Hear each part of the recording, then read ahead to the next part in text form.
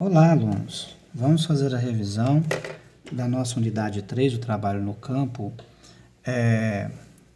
na aula de História de hoje.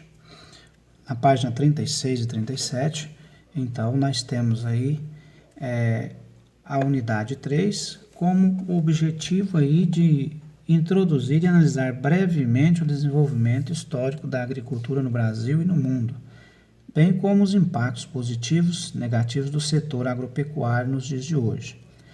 E, além disso, visa relacionar aí o surgimento da agricultura e a domesticação de animais, as transformações nos modos de vida da sociedade. E também serve para apresentar a vocês um produto agrícola que foi a principal fonte de riqueza no Brasil durante o século XV e século XVI e também século XVII, ou qual seja a cana-de-açúcar. Nós vamos falar então sobre esses produtos. Nós vamos falar sobre a origem desses produtos. No início aí, então, nós temos um dos primeiros produtos a ser cultivado pelo ser humano foi há cerca de 10 mil anos atrás, foi o trigo. Depois um produto que é bastante consumido hoje na nossa região, no nosso país, que é o arroz. O arroz, ele teve o início do seu cultivo aproximadamente há 8.500 anos atrás. E depois vem o milho, há 5.000 anos atrás. Nessa página 36 e 37 aí nós temos uma fotografia que foi tirada em 2017 no Vietnã. Essa aí está mostrando aí a produção, o cultivo do arroz, Esse arroz aí que faz parte da mesa de muitos brasileiros aí, Na página 38, nós falamos sobre o surgimento da agricultura e da criação de animais, que a partir então do surgimento da agricultura e da criação de animais, nós tivemos uma nova atividade surgindo então aí, a agropecuária. Bom, mas antes de falar sobre a agropecuária, nós temos que saber que o homem primitivo, ele não tinha o domínio, ele não tinha técnicas de cultivo, então ele não tinha o conhecimento de saber cultivar, de saber produzir seu próprio alimento. Então ele vivia do quê? Ele vivia praticamente aí da caça, da pesca e também da coleta de alimentos que a própria natureza lhe oferecia. Então, para isso, para sobreviver, ele precisava se deslocar de um lugar para outro para procurar alimentos para sobreviver. A partir de então, ele era chamado de ser humano nômade, ou seja, porque ele precisava se deslocar de um lugar para o outro e vivia constantemente de um lugar para o outro, recebendo então o nome, a derivação aí do nome nômade. A partir do momento que esses alimentos foram ficando mais escassos e o ser humano percebeu que ele poderia produzir seu próprio alimento, ele passa a se desenvolver algumas técnicas de cultivo para produzir o seu próprio alimento. Só que para isso ele precisava fixar-se em um determinado local para esperar esse produto crescer. Ele tinha que plantar, ele tinha que cultivar a terra, ele tinha que colher esse produto, e para isso ele deveria fixar-se em uma determinada região para esperar a colheita. Então, para ele ter seu próprio alimento, ele passou então a ser sedentário, fixando-se em um determinado local. Na página 38 aí, nós temos aí uma pintura produzida no Egito por volta de 1567, mostrando a imagem, mostrando aí e o homem no cultivo, né? Cultivando aí o trigo e utilizando os animais como forma de trabalho aí no cultivo desses alimentos. Nós fizemos aí as atividades na página 39 também, falando sobre então o surgimento da agricultura e criação de animais.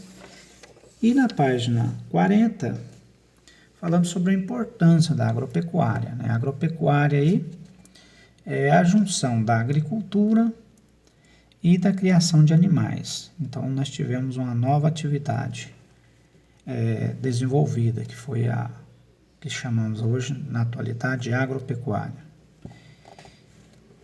Nós fizemos as atividades da página 41 também, onde vocês puderam assinalar aí alguns produtos que são derivados da atividade agropecuária.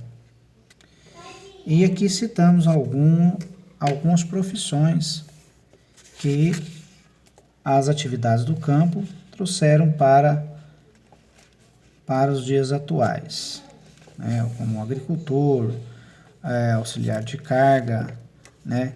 O atacadista, o comerciante, o cozinheiro.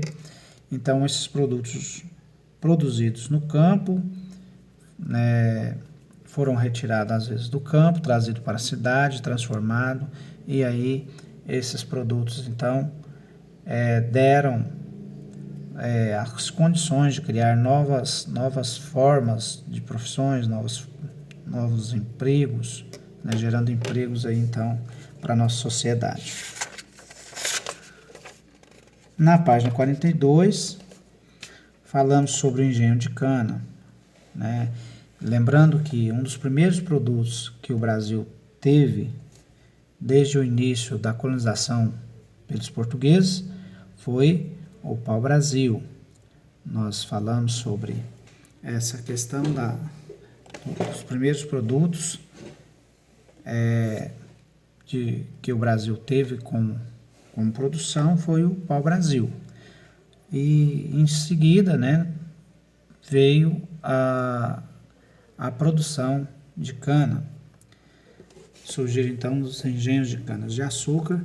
Na página 42 aí, vocês observam que nós temos aí um engenho, que é uma fazenda, e também o engenho que era, vamos dizer assim, a ferramenta para se produzir o açúcar, que era utilizada a mão de obra, né, vamos dizer assim, a mão de obra aí dos escravos, que eram trazidos da África para o Brasil para poder trabalhar nas lavouras de cana, onde eles tinham a missão de plantar, colher e moer a cana para produzir então o açúcar.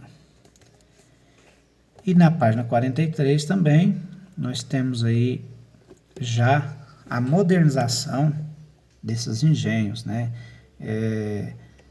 Aí na página 43 nós temos aí uma indústria.